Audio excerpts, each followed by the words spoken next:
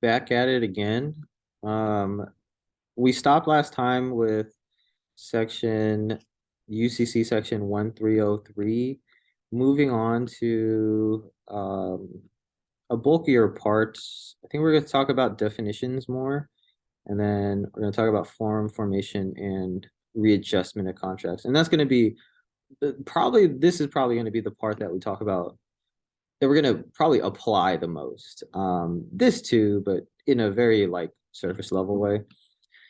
To introduce, I have down section 2103, and this gives definitions of terms that are used in the UCC very often.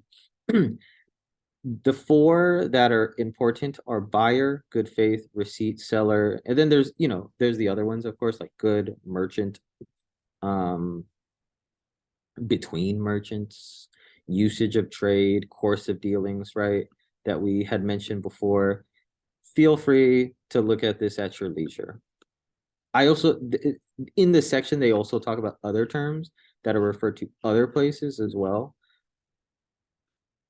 Your, dealer's choice. Okay, now 2104, more definitions. We went over this like in the first video, so I'm just gonna briefly skim. Defines merchant, person who deals in the goods of the kind, right? Uh, Financing agency, I have down, when you think of a financing agency, think of a bank or some kind of uh company or organization that can loan you money. And then between merchants is if two uh you know two persons of who deals in the goods of kind deal with each other. Okay. Next, 2105, more definitions. A good, again, quick review, has to be movable at the time of the contract. So theoretically, things could be movable at the time of the contract, and then after the fact, they're not movable. So, maybe something that comes to mind is like those like mobile duplex kind of homes that they drive them on the highway to plant in some kind of like trailer park area.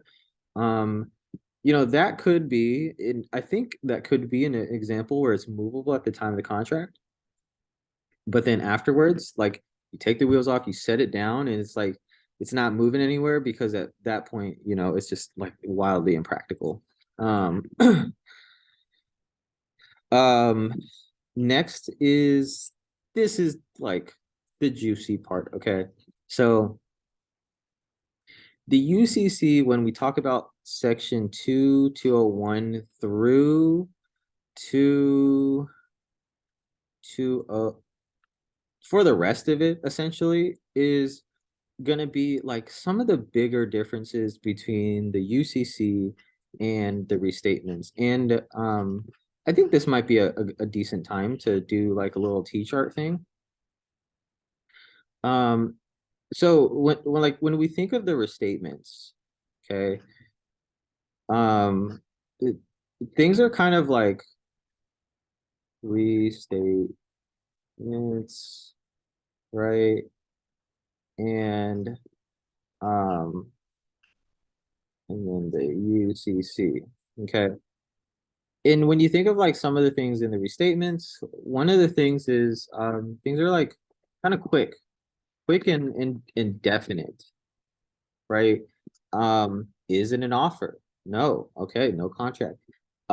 Is the term reasonably understood, right? I mean, usually in these quick ones in the restatements, um, or generally, you know, is the term there or not? Like you define it or not? And so that's a little bit different with the UCC because um, they can be indefinite, like the terms that is. Okay, this is a wacky way to type this out. But yeah, they can be indefinite. So one of the things is, you could form a contract in which the term for price is indefinite. It's like, it's going to be reasonably about in between this range, right? You know what? We have 80% of the terms or 20% of the terms aren't defined yet. And the UCC would say, like, depending on the materialness of those terms, it could be enforceable. And so if you really think about like why this happens or why the UCC does that, is that like if you kind of imagine merchants, in merchants, they're like big exchanges, right? They can be big exchanges, but typically they're not like they're like I'm gonna put typically not big. They can be big.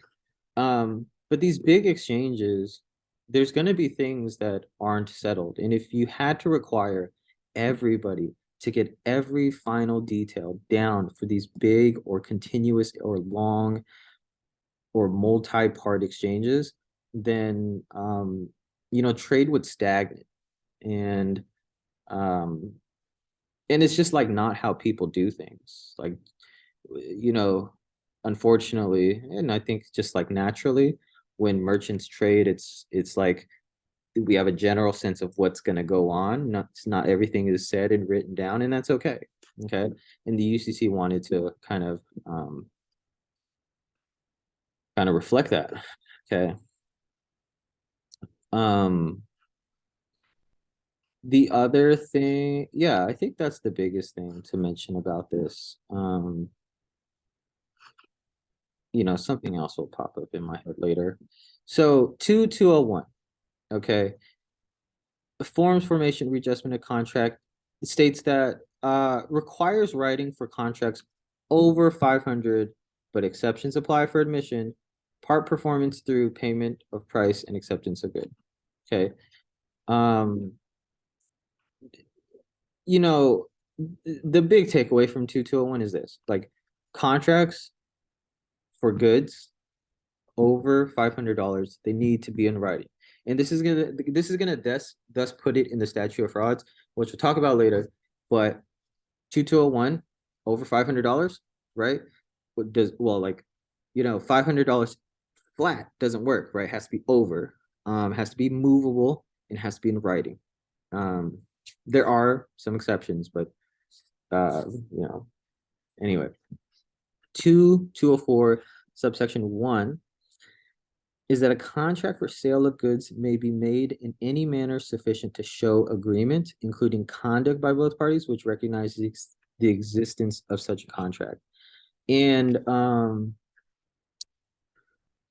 this kind of harkens back to it sounds restatement-y, right? But essentially contracts for sale of goods are sufficient if parties do things that reasonably show a contract exists. And the case that I think best illustrated this was Janish versus Neff Zigger. And this one was where it was like a food cart in like carnivals, and they like rented it out and like sold it for a bit and totally acted like a deal had been done to buy this food cart. And then at the end of the carnival season, they're like, you know what, I'm just gonna return it. Like, no deal. They're like, that doesn't make sense. Like you literally did everything that a contract would have said had you like, assuming that you bought this. And the court ruled that, your actions, and according to UCC 2204, point to that a contract exists. 2204-2, an agreement sufficient to constitute a contract for sale may be found even though the moment of its making is undetermined. This is also kind of reminiscent of a restatement. I forgot which one. But essentially, just because, especially with merchants and whatnot, sometimes the conversations are long, they're strung out, they may be stretched over years, potentially, right? And just because you can't remember the time that you felt or the reasonably that assent happened, right, doesn't mean a contract doesn't exist. And so taking the totality of the circumstances, you could point out that a contract existed. 2204 subsection 3 language says, even though one or more terms are left open, a contract for sale does not fail for indefiniteness if the parties have intended to make a contract and there is a reasonably certain basis for giving an appropriate remedy.